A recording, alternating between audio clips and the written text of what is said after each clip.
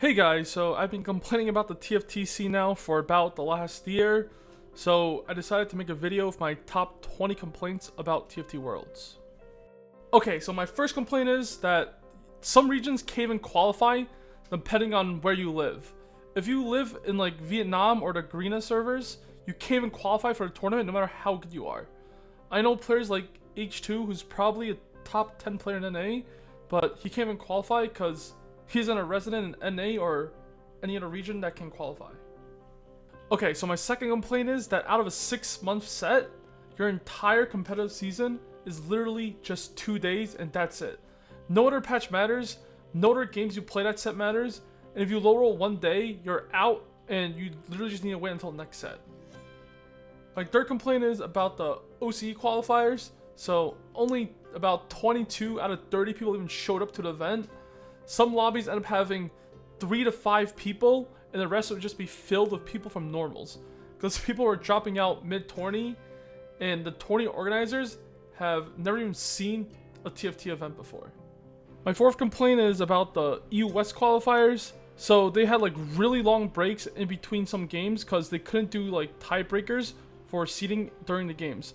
Also, they fucked up the first day scoring so bad for the tiebreakers that they had all 64 people come back for day 2. Also, their prize pool was 10 eggs, so keck. So my fifth complaint is about the Latin American qualifiers. So on Reddit, I saw a post that people are playing in lobbies of one person and that someone went 7th and got points for placing 1st. Also, these guys got Omega Mortdogged in the qualifiers because there was a random untimed patch on a Tuesday in the middle of their qualifiers, so they end up delaying the tournament. Alright, my sixth complaint is about the NA qualifiers. Okay, my main complaint about the NA qualifiers is that it's only like 5 games, and that's your entire season, and literally nothing else matters. My other complaint is, why is Worlds NA even combined with Oceanic for a spot at Worlds? Like, that doesn't even make sense to me. Like, where Oceanic is on the map versus NA. So, also, NA, I think NA is probably the best region in the world at TFT, right? But we only end up setting up one person at Worlds because we have to share a spot with OCE. Okay, my next complaint is about slots per region. Okay, so outside of China, if you combine NA and Oceanic together, we have the biggest region, but we only have 2 slots combined. Like, Oceanic alone is bigger than Brazil, and it's bigger than LEN and LAS combined. NA alone is also bigger than Brazil and bigger than LEN and LAS combined, but yet, for some reason, we only get 2 slots that are shared.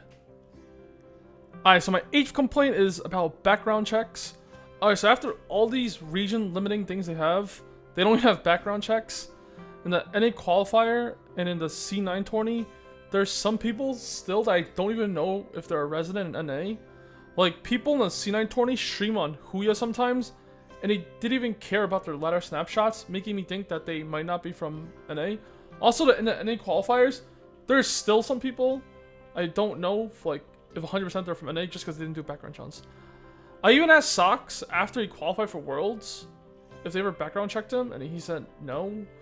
Also, for the Oce Qualifiers, they had to replace the guy last second after the tourney ended already because he wasn't from OCE. Alright, my 9th complaint is about the ladder scoring system.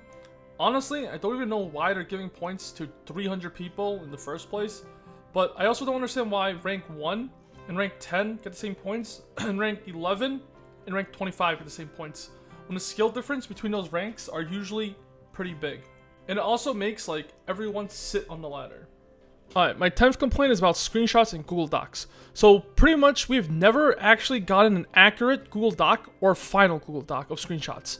What this means is that for the 16 people that played in the qualifiers, like, it might not have been the right 16 people for the 14, 15, 16, like 17, 18 spot areas. By week 10, like, the screenshots were actually so far off, it's actually insane. Like, for me, I was like rank 1, week 1, and he said I didn't play 10 games, but I'm like almost certain that I played 10 games that week. And not only me, but also Socks, who was like top 5 that week, also played 10 games that week, and they said that he didn't play 10 games. So it just makes me think that the entire Google Doc is wrong because he never even gave us a final Google Doc. Also, leading up to week 10, the time that he took the screenshots of the snapshots, like some of the weeks were just completely wrong. Because one week I was rank 1 on week 5, but I didn't even play the game that week. So it just makes me worried for like next set and the future sets, right? Because they don't really give you accurate docs, and also like they don't actually count your 10 games correctly, I think, because the odds that me and Socks both didn't play 10 games on week 1 when we were counting like crazy is actually probably pretty low. And this one is probably like my biggest complaint, because like this like the fact that it might not have been the right 16 people at the qualifiers is actually just insane to me. Alright, my 11th complaint is about the format of the Worlds qualifiers. Okay, so in the European qualifiers, if Voltar lost his game, he would have qualified for Worlds, right? Just imagine what the format needs to be, that if you lose the game on purpose, you qualify for Worlds. And like the format was so bad, right, that the admins need to message him that you need to win the game or you face like a 1-year ban or something. Like this doesn't happen in NA because everyone NA was like already gonna agree that everyone's gonna FF if that situation ever came up, or everyone else will just probably just ride or something. 12th complaint is about the ping diff for Worlds. So this is probably mostly due to COVID, but not really sure. But ping doesn't really matter that much in TFT unless you start hitting like 200 plus pings, which will probably happen at Worlds. People say it doesn't matter that much, but it actually matters a lot for like carousel, positioning late game, and just not tilt when playing on 200 plus ping.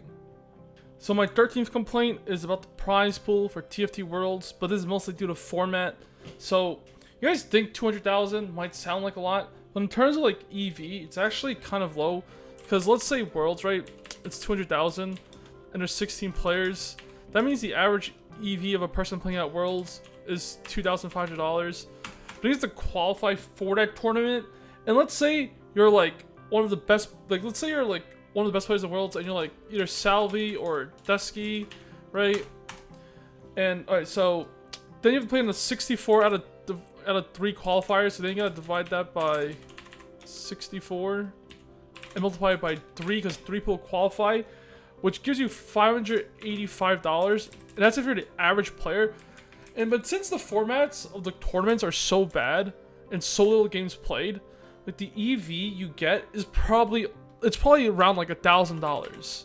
But it's probably $1,200 actually, because EU they have 64 people, so there's probably a lot of bad players. So playing an entire TFT set, your entire EV is $1,000 200 set, even if you're like the best player and you're from EU. My 14th complaint is that there has only been one tournament in the entire 14 months of TFT coming out. So if you look at the all-time money leaderboard, TFT, like half of these guys don't even play TFT pretty much. And it's almost impossible to climb the TFT leaderboard because there's no tourneys to even play in. Alright, my last complaint is about like the PR team for TFT. So I don't think you guys understand how hard it is to find any information about TFT. There's literally no news almost anywhere, and it's literally impossible to find anything. Not only that, like whoever runs the Twitter account for TFT just sucks, okay? They didn't even tweet out like the TL finals for TFT. They didn't tweet out the C9 tourney finals when it was going on. They tweeted the fucking LPL finals 8 days after the tourney was already over.